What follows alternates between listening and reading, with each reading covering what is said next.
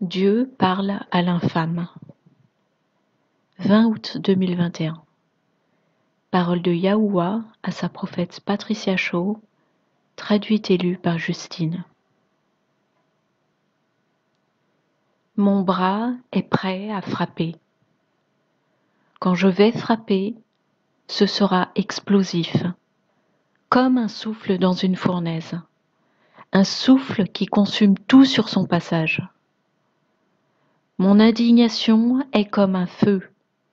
Je suis un feu dévorant. L'homme ne sait pas et n'a pas vu ce que je m'apprête à faire. J'ai réservé cela pour un tel moment. Les cœurs des hommes vont s'effondrer et rien ni personne ne pourra les rétablir.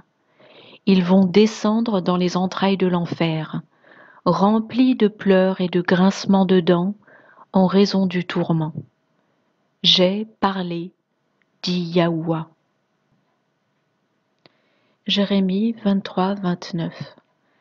Ma parole n'est-elle pas comme un feu, dit l'Éternel, et comme un marteau qui brise le roc?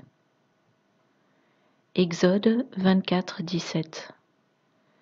L'aspect de la gloire de l'Éternel était comme un feu dévorant sur le sommet de la montagne, aux yeux des enfants d'Israël. Hébreux 12, 28 et 29. C'est pourquoi, recevant un royaume inébranlable, montrons notre reconnaissance en rendant à Dieu un culte qui lui soit agréable, avec piété et avec crainte, car notre Dieu est aussi un feu dévorant. L'Esprit a indiqué à Patricia ces écritures qui reflètent ce message pour encourager Patricia à délivrer le message donné. Psaume 21, 8 et 9. Ta main trouvera tous tes ennemis. Ta droite trouvera ceux qui te haïssent. Tu les rendras tels qu'une fournaise ardente le jour où tu te montreras. L'Éternel les anéantira dans sa colère, et le feu les dévorera. Psaume 68, 1 et 2. Dieu se lève, ses ennemis se dispersent, et ses adversaires fuient devant sa face. Comme la fumée se dissipe, tu les dissipes. Comme la cire se fond au feu, les méchants disparaissent devant Dieu. Le Seigneur a ajouté: Il existe un calendrier que l'ennemi n'a cessé de tenter d'entraver. Ce déroulement chronologique est mon parfait timing pour la rédemption de nombreuses âmes. Je suis en train de restaurer mon calendrier, dit le Seigneur. L'homme, sous l'influence de Satan, a tenté de changer les temps et les saisons. Mon parfait calendrier est en cours de rétablissement pour la rédemption de nombreuses âmes. Il y a eu un autre moment particulier dans l'histoire où Satan a tenté d'entraver le calendrier céleste. À l'époque des jours de Noé, quand les fils de Dieu sont venus sur terre et ont engendré des enfants avec les filles des hommes, les Néphilim sont nés. Genèse 6, 1 à 4. Lorsque les hommes eurent commencé à se multiplier sur la face de la terre, et que des filles leur furent nées, les fils de Dieu, nés Béné Elohim, virent que les filles des hommes étaient belles, et ils en prirent pour femmes parmi toutes celles qu'ils choisirent. Alors l'Éternel dit: Mon esprit ne restera pas toujours dans l'homme, car l'homme n'est que chair, et ses jours seront de 120 ans. Les géants étaient sur la terre en ces temps-là, après que les fils de Dieu furent venus vers les filles des hommes, et qu'elles leur eurent donné des enfants. Ce sont ces héros qui furent fameux dans l'Antiquité. Le Seigneur a poursuivi. Les Néphilim avaient un ADN altéré. Ils étaient en partie angéliques et en partie humains. Seul l'homme tel que je l'ai créé peut être racheté. L'ennemi tente une fois de plus d'entraver le calendrier de ma divine chronologie établie dans les cieux, en altérant l'ADN de l'homme, dans le but de produire un hybride d'humain. Les hybrides ne peuvent pas être rachetés. Seuls les hommes et les femmes peuvent être rachetés.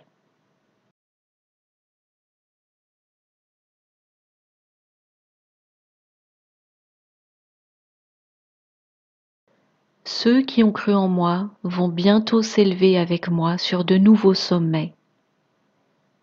Voici un autre message reçu du Seigneur par Patricia au cours du mois d'août 2021. Un puissant message d'encouragement pour ses fidèles enfants. Le Seigneur a commencé. L'espoir s'est étiolé, l'espérance s'est fanée, car des mois et des mois sont passés, et mes enfants n'ont pas vu les choses changer. Ces mois ont été un temps de préparation pour que ma parole soit accomplie. Les Israélites sont restés en Égypte pendant 400 ans. Mais ce n'est que lorsqu'ils se sont tournés vers moi dans leur supplication de changement que ma main a agi en leur faveur. Vous, mes enfants, attendez seulement depuis quelques mois l'accomplissement de mes paroles prophétiques. Ceux d'entre vous qui n'ont pas vacillé, mais sont restés fermes, résolus, déterminés et persévérants dans la prière, la louange et la reconnaissance envers moi, vont s'élever sur de nouveaux sommets. Il n'est pas trop tard pour sauter sur les ailes de l'aigle et vous élever avec moi, dit le Seigneur. Je veux vous amener à de nouvelles altitudes, en des places dont vous n'avez encore jamais fait l'expérience dans le royaume spirituel et dans le royaume physique également. Je suis en train d'exécuter et accomplir une nouvelle parole dans votre vie. Si vous voulez bien vous donner la peine de croire et de recevoir. Ne dites pas, si seulement je pouvais entendre le Seigneur pour savoir quoi faire. Le Seigneur dit, ces jours ont pris fin. Vous allez entendre quand je parle, et vous ne douterez plus quand ce sont mes paroles qui vous sont communiquées et mes pensées qui vous sont données. J'ai des messages individuels à dire à mes enfants. J'ai des instructions spécifiques que je veux vous donner. Les messages que j'ai pour vous ne sont pas génériques. Ce ne sont pas des messages uniformes ni universels. J'ai des instructions spécifiques à vous relayer, dit le Seigneur.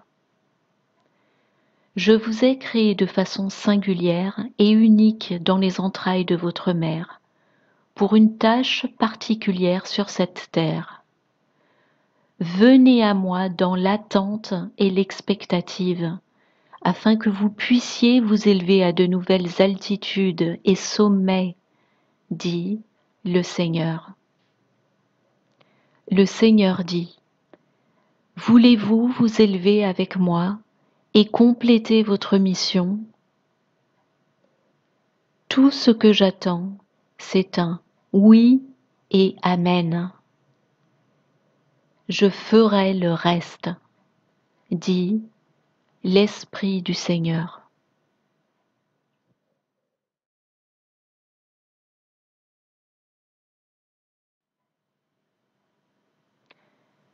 Je suis stratège, car l'ennemi aussi écoute mes messages à mon peuple. 30 août 2021. Parole de Yahuwah à sa prophète Patricia Shaw, traduite et lue par Justine. Le soir du 30 août 2021, Patricia, en prière, a demandé au Seigneur d'accomplir sa parole concernant la démise du faux président imposteur Joe Biden. En effet, un véritable prophète de Dieu, Timothy Dixon, avait déclaré de la part de Dieu le retour de Donald Trump à la Maison-Blanche pour ce mois d'août. Le Seigneur a répondu à Patricia.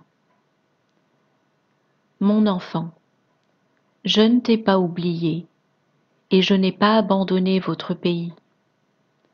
Je suis un fin stratège. Il peut m'arriver d'annoncer quelque chose à travers l'un de mes prophètes et d'agir différemment. Est-ce que cela fait de moi un menteur? Ou fait de ce prophète un faux prophète? Je vous le dis, en aucun cas, dit le Seigneur. Lorsque je parle à travers un prophète, l'ennemi écoute aussi ce que je dis. Il conçoit des plans pour contrer mes stratégies. Ne sois donc pas préoccupé par le fait que mon serviteur Donald Trump ne retourne pas encore à la Maison-Blanche en ce mois d'août. Rappelle-toi le roi Ézéchias. J'ai envoyé Ésaïe lui dire de mettre sa maison en ordre parce qu'il allait mourir. Ésaïe lui a délivré mon message. Alors, la réaction d'Ézéchias à ma parole a ému mon cœur de sorte que j'ai rallongé sa vie de 15 années. J'ai dit à travers un prophète qu'Ézéchias allait mourir, et finalement, j'ai agi différemment. Alors, ai-je agi en menteur lorsque j'ai dit à Ézéchias qu'il allait mourir? Est-ce que Ésaïe a agi en menteur? Évidemment non, dit le Seigneur. Rappelle-toi bien cela, mon enfant. Je connais toutes choses, je vois toutes choses, et cela fait de moi un sublime et infaillible stratège. Ésaïe 38:1. En ce temps-là, Ézéchias fut malade à mort. Le prophète Ésaïe, fils d'Amoth, vint auprès de lui et lui dit: Ainsi parle l'Éternel, donne tes ordres à ta maison, car tu vas mourir et tu ne vivras plus. Ésaïe 38:5. Va et dis à Ézéchias: Ainsi parle l'Éternel, le Dieu de David, ton père. J'ai entendu ta prière, j'ai vu tes larmes. Voici, j'ajouterai à tes jours 15 années. Qu'est-ce qu'un stratège? Définition. Un chef militaire qui conduit des opérations de grande envergure. Une personne qui conçoit avec compétence et habileté la manière de mener une action pour qu'elle porte au mieux ses fruits.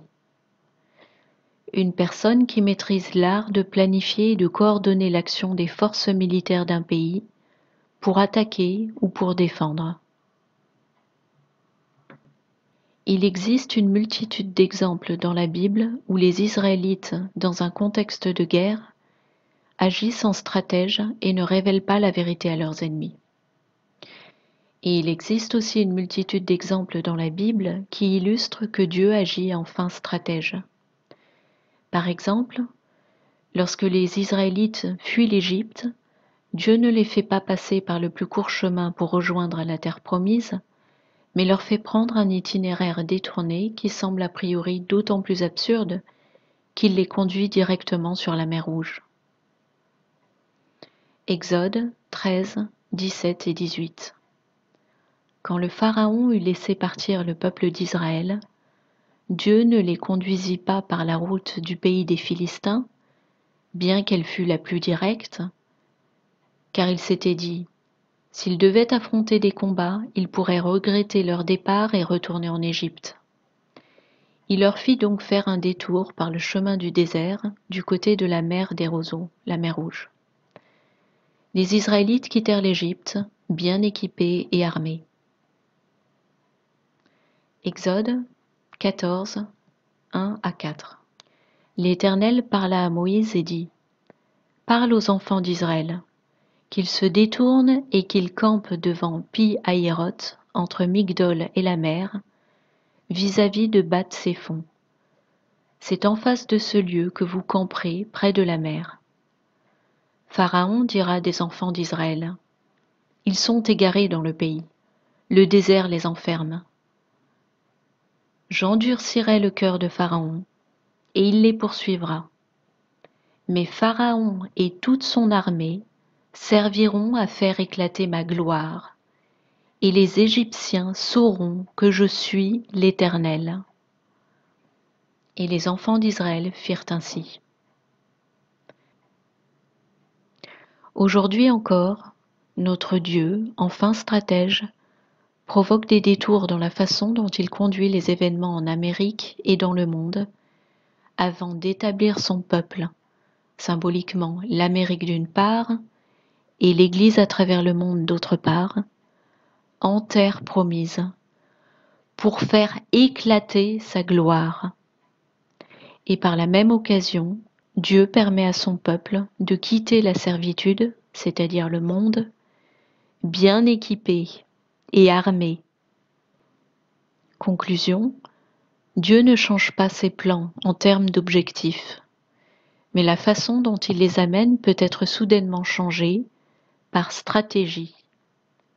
Car nous sommes dans une guerre, et la guerre se gagne avec un plan et une stratégie.